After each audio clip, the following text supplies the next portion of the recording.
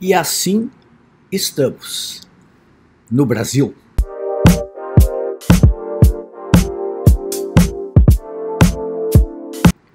O ministro das Relações Exteriores afirma que o nazismo era de esquerda. O presidente da República, depois de visitar o Museu do Holocausto em Israel, confirma a afirmação do seu ministro. É como se ele dissesse: esses 6 milhões de mortos foram mortos pelos comunistas, quando se sabe que a União Soviética teve papel preponderante na eliminação, na vitória sobre o inimigo nazista. O ministro da Educação defende que não houve golpe em 1964 e que os livros didáticos devem ser mudados para conter essa nova e falsa verdade. Segundo ele, a ditadura não foi ditadura, foi um regime democrático de força. E assim, um governo vai espalhando fake news.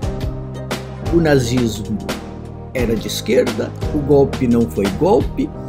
O ministro da Economia defende uma reforma da Previdência implantando o regime de capitalização, que não existe em nenhum grande país desenvolvido, democrático, capitalista, bem-sucedido. O guru do regime, Olavo de Carvalho, sugere que a Terra não orbita em torno do Sol. Ex-ocultista, ex-esotérico, ex-astrólogo, ele se apresenta como grande intelectual, denunciando o marxismo cultural e a predominância das ideias de Antônio Gramsci. Talvez ele seja o mais gramsciano de todos, pois tem liderado uma guerra cultural que estabelece uma lavagem cerebral pelas redes sociais e que cada vez mais domina espaços midiáticos conservadores do país que reproduzem essas ideias porque também não têm ideias próprias. Nenhum especialista em Aristóteles reconhece Olavo de Carvalho como um especialista em Aristóteles. Nenhum filósofo vê em Olavo de Carvalho um filósofo com ideias originais e contribuições a dar na área. Isso não existe. Mas os intelectuais brasileiros, acadêmicos, parecem estar com medo de Olavo de Carvalho. Medo de quê? Do insulto, do escracho, do palavrão, da grosseria, do baixo nível. E também com uma cautela. Discutir com Olavo de Carvalho é dar-lhe uma dimensão intelectual que ele não tem. A maior parte do tempo ele não discute em tempo real, não está diante do contraditório. Ele pode preparar as suas estratégias e ataques como bem quiser. Então, de certa maneira, Olavo de Carvalho venceu. Ele dita normas, ele se permite atacar nomes paradigmáticos da ciência, ele reduz este e aquele, ele reestabelece qual foi o papel, por exemplo, de Newton. Ele se apresenta como o intelectual total, sem resposta, sem contra-argumentação. Talvez essa seja a grande armadilha da era das redes sociais. Como disse Humberto Eco, as redes sociais deram voz aos imbecis. Parece um exagero, e é um exagero, mas tem alguma razão de ser. Porque, pela primeira vez, é possível fazer essa lavagem cerebral, regimentar votos e, encontrando uma figura capaz de capitalizar esses votos, tomar o poder. Numa estratégia perfeitamente gramsciana, Jair Bolsonaro chegou ao poder graças, em grande parte, ao trabalho realizado de contaminação, de guerra cultural, feito por Olavo de Carvalho. Então temos um juiz oportunista, um banqueiro que buscava a ocasião adequada para tentar impor um modelo neoliberal que nem os liberais acreditam mais, um capitão hiper ideologizado e capaz das maiores e mais disparatadas provocações para atingir os seus objetivos, e um ministro da Educação e um ministro das Relações Exteriores indicados pelo guru porque representam o nível mais elevado, ou se quiser mais baixo, da ideologização. E assim fica.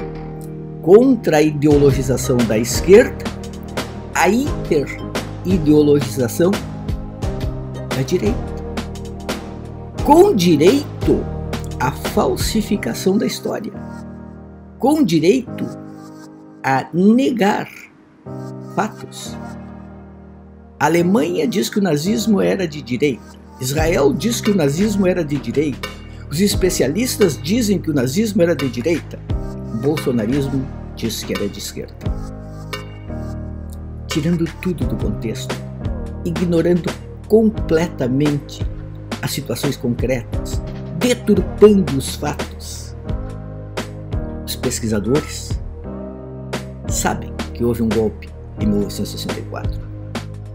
Mas a narrativa bolsonarista quer que seja outra coisa e se permite não apenas sustentar o que é normal, mas dizer, postular que isso vá para os livros didáticos. Então, esse é o novo regime, o novo modelo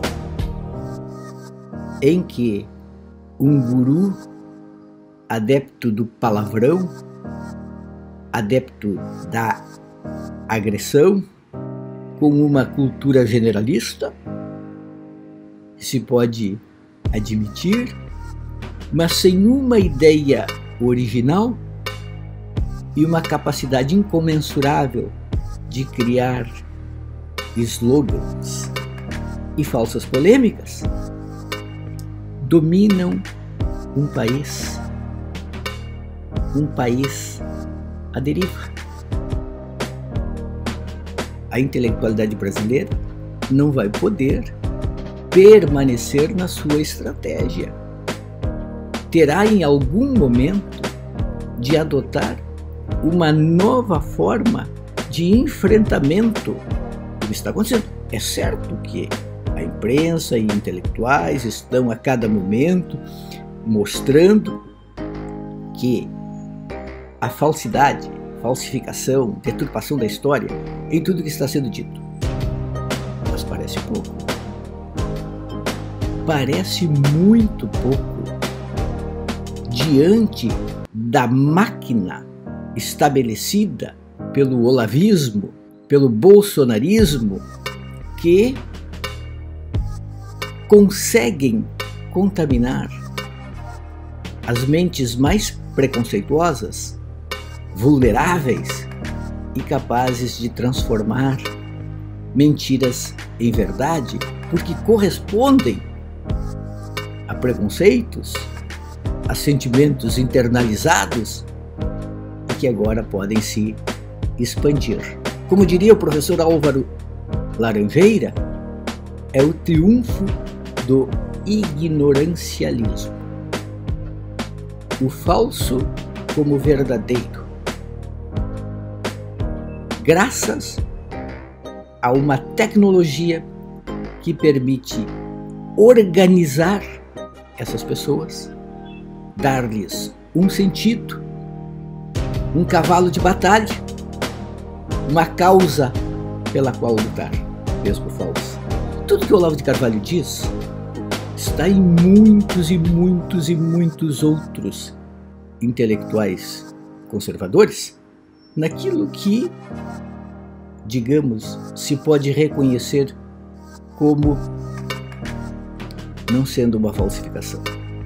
E que é apenas o seguinte: a ideia de que a sociedade só consegue se manter coesa e organizada em torno de alguma ideia de sagrado, de invisível, de religioso. É apenas isso. É vastíssima a bibliografia sobre isso. Depois, Olavo de Carvalho pega seus místicos, tipo René Guénon, e diz que são autores de obras poderosas, que é muito difícil entendê-los, que não tem ninguém no Brasil que seja capaz, etc, etc.